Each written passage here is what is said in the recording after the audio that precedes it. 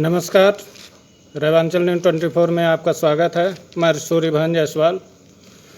दोस्तों, दैनिक भास्कर द्वारा एक आज बहुत बड़ा खुलासा किया गया है, जिसमें बताया गया है कि भारत में वायरस से अब तक मरने वालों की संख्या 25 लाख होने का अनुमान है, और जिसका आधार है अमेरिकी और भारतीय संगठनों के सर्वेक्षण के द्वारा पता लगाया गया।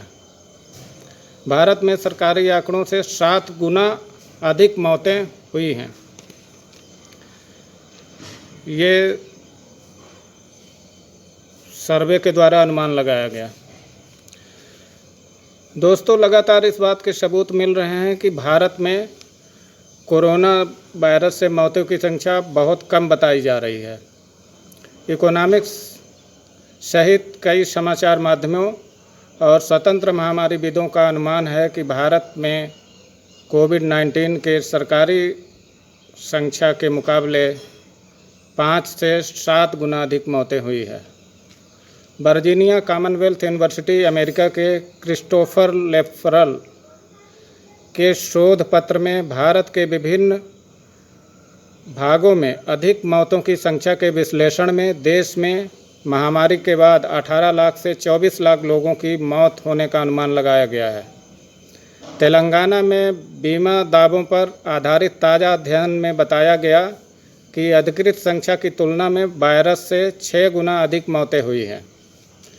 लॉकडाउन से बाहर निकलते लोगों के लिए दुखद यादों को पीछे छोड़ना आसान नहीं है।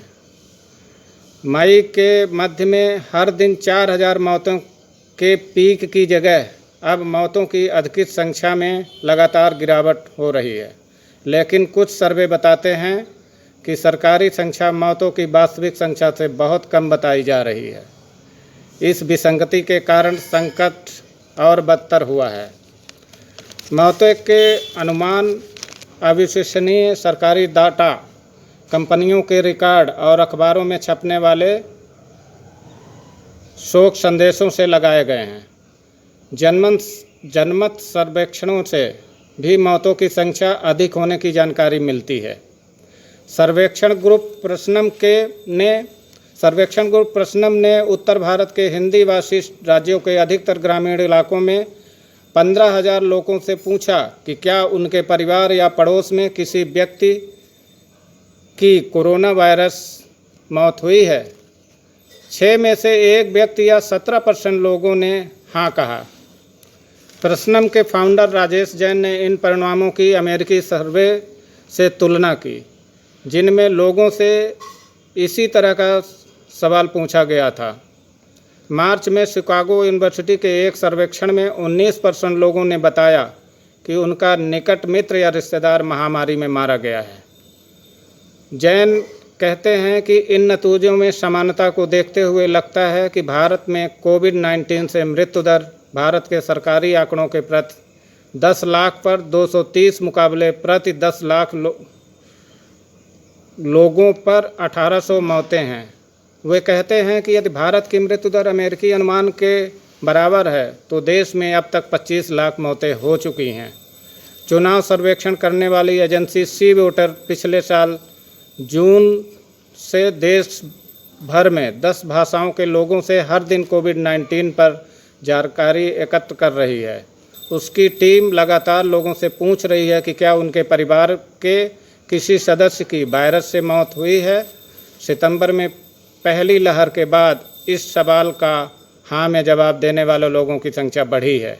यह 1% के आसपास रही, लेकिन इस साल अप्रैल और मई में यह बढ़कर 7.4 हो गई। सी वोटर के प्रमुख यशवंत देशमुख कहते हैं, भारत में लगभग 25 करोड़ परिवार हैं, लिहाजा मई के मध्य तक कोविड-19 से मरने वालों की संख्या 10,83,000 के आसपास हो सकती है। देशमुख इस बहाने को खारिज करते हैं कि भारत सरकार के विभागों में सही आंकड़े देने की क्षमता का अभाव है।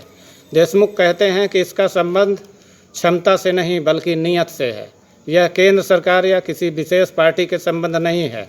हर स्तर पर संख्या सिफाई गई है।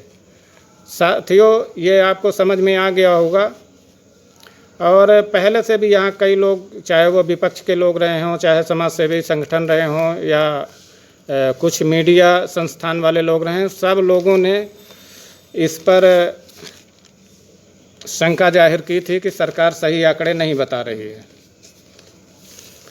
और सरकार के सही आंकड़े ना बताने के कारण, छिपाने के कारण देश का और बड़ा नुकसान होता है। इससे पता नहीं लग पाता कि हमको कितने ऑक्सीजन की ज़रूरत है, कितनी दवाई की ज़रूरत है, कितने बेड की ज़रूरत है, कितने आईसीयू की ज़रूरत है, जिस कारण जब ये बीमारी फिर से आती है, या अभी जैसे थर्ड वेव आने की शंका जाहिर की जा रही है, तो थर्ड वेव आएगी तो जब हमारा पहले का ही नहीं पता रहेगा कि हमको कितनी ज़रूरत थी, तो हम कैसे अनुमान लगाएंगे कि हमको कितने बेड की ज़रूरत है, कितने ऑक्सीजन चाहिए, कितना मेडिसिन चाहिए। तो इसलिए ये ख़तरनाक है। और इसमें कोई एक दल नहीं है, एक दल की सरकार नहीं है जो संख्या छिपा रही है। इसमें सब नंगे हैं, चाहे वो एमपी की सरकार हो जहां बीजेपी की है, चाहे महाराष्ट्र की सरकार हो, और चाहे पंजाब की सरकार हो, या राजस्थान की हो, या दिल्ली की हो, हर जगह का यही हाल है। तो इस पर आप विचार ज़रूर करें, और अपने जो आपके आसपास आपके जिम्मेदार नेता हैं, जिनको आपने चुना है, चाहे वो किसी भी पार्टी का हो, उससे पूछें कि ये सरकार जो है कहीं भी है, चाहे वो स्टेट्स की सरकार हो, चाहे वो सेंट्रल की सरकार हो, ये हमारे साथ क्यों किया जा रहा है। साथियों, इसी के साथ नमस्कार। साथियों, मैं निवेदन करना चाहूँगा कि यदि ये वीडियो आपको पसंद आया होगा तो लाइक करेंगे, शेयर करेंगे और सब्सक्राइब करेंगे। नमस्कार।